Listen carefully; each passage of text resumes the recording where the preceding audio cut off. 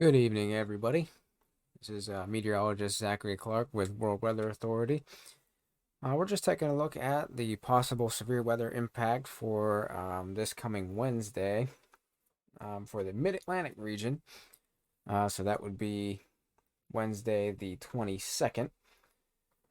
So we're still looking at, we're definitely looking at a marginal risk currently in the green shaded region here, stretching from looks like Rochester, New York, down through Buffalo, Cleveland, Pittsburgh, Columbus, Indianapolis, Cincinnati, Louisville, Kentucky, all the way down through Evansville,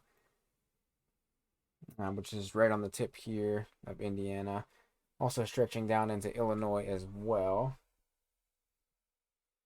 So we're definitely looking at a possible severe weather situation here, guys, on Wednesday. We're looking at a expansive upper level high pressure system, which will cover much of the southern continental U.S. This is going to be forecast over the forecast to be centered over the southern plains region Wednesday morning.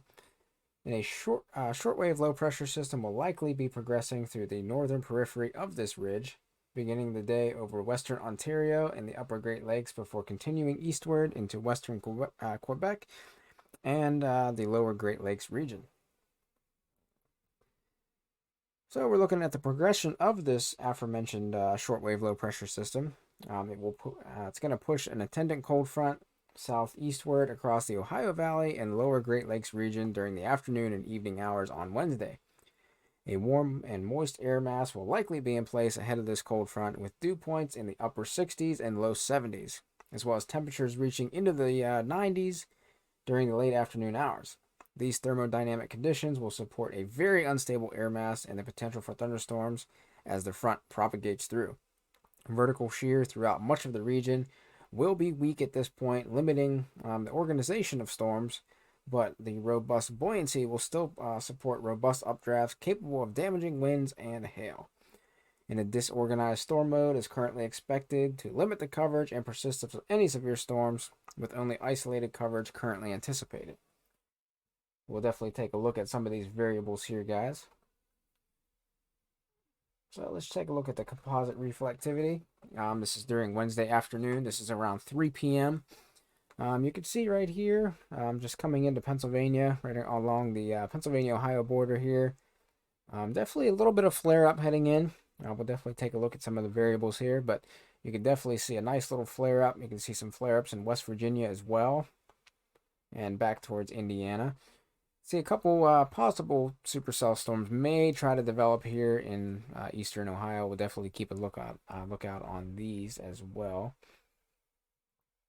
But later in the afternoon, around 5 p.m., guys, you can definitely see it blows up over southwestern Pennsylvania. Allegheny County, the Pittsburgh area, not too much, but we'll continue to monitor that 3-hour increment period there where storms could fire up in the Pittsburgh area as well between 3 p.m. and 5 p.m. But you can see right here, we do have down into Greene County, Washington County, we definitely have a nice flare up here. Even over towards Somerset County as well. We're definitely starting to get some nice thunderstorms possibly building in here. Some of the models, so this one is bringing in between 3 and 5, but it looks like some of the models are bringing the system in a little bit later.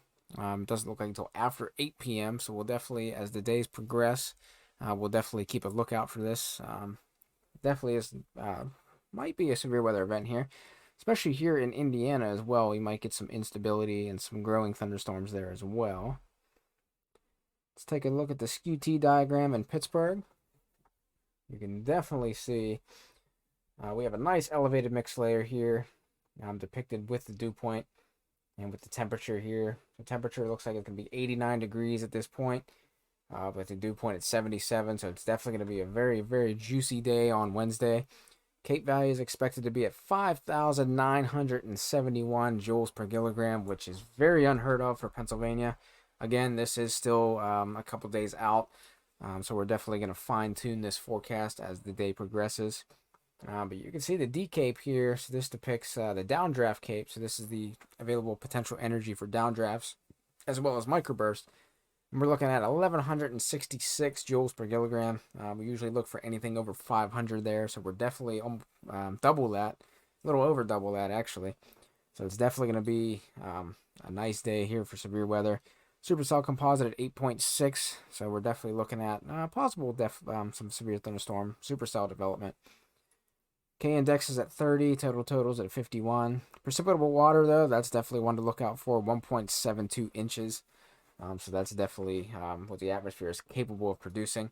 But if the Pittsburgh area would receive that amount, that would definitely be localized flooding events will definitely occur. You can see the SIN, or the convective inhibition, is at 0. So it definitely looks like we're going to have a lot of buoyancy in the atmosphere here.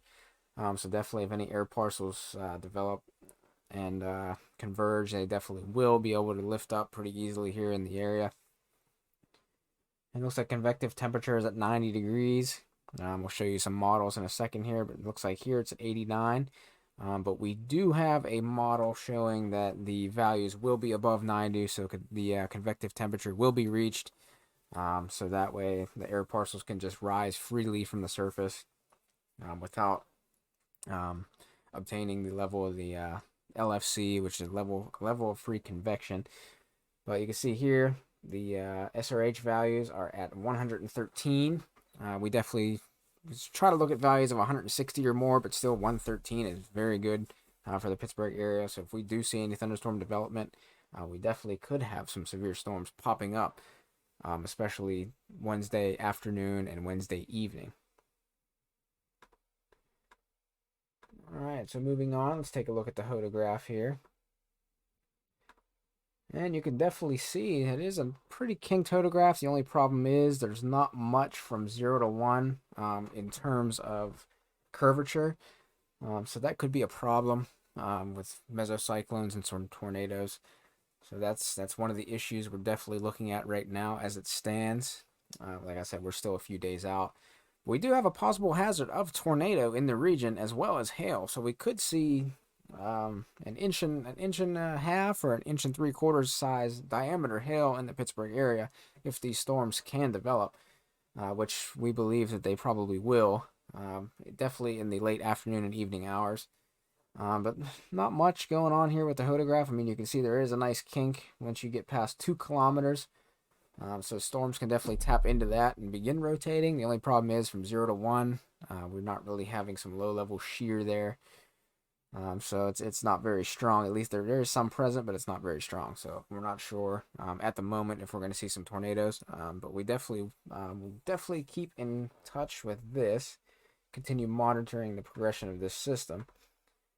But definitely, if we do have some tornadoes in the area or some thunderstorms, we're going to go live on Facebook and try to chase some of these storms.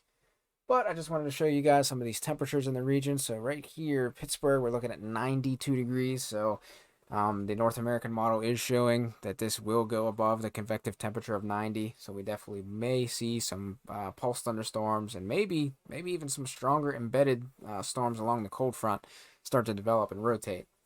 We're definitely going to have an interesting day. You can see the dew point temperatures here also. A steamy 74 all the way down through 78 degrees over by Wheeling. On this dew point sort of nose stretches all the way down through Illinois, Indiana, Kentucky, Ohio, West Virginia, even up in the portions of New York, Rochester, Buffalo. So definitely the ingredients are there for severe weather. But like I said, right now it's still a few days out, so we're going to keep monitoring the progression of this system. But hopefully we do get some severe storms in the area. Definitely want to take the drone up, just like we did the other day with the Mammatus clouds that were in the area. So definitely check out that video. I'll put the link in the description of that video. But definitely, we definitely appreciate the views, guys. Hopefully we can get enough subscribers here on YouTube to go live on here as well, so we can stream from Facebook. We'll stream live to Facebook and YouTube at the same time, which would be incredible. But definitely. But I just wanted to thank you guys for watching. Definitely check out our Facebook page at World Weather Authority. And if you guys do have the means to do so, please consider donating to our channel at paypal.me/World Weather Authority. Any amount is perfectly fine with us. You know, anything helps. We're just trying to get some more drone equipment to do some more live streaming. We're definitely trying to upgrade our software. So our software, we're trying to upgrade to WeatherBell. WeatherBell is about $26 a month. So we're definitely trying to get the means to do that. So far we have the drone. We have our camera, which actually shoots, it's a Canon M6 Mark II, so we're doing pretty well on that. That one, we can capture pretty slow motion lightning videos with that, which is incredible. Definitely have to upload that video if it's not too short. I think it's only about 3 or 4 seconds, but we'll definitely try to upload that as well. But definitely, guys, we definitely thank you for your support and your continued viewership, and hopefully we'll be able to catch some severe weather in the next coming days. All right, guys, thank you. Never stop chasing.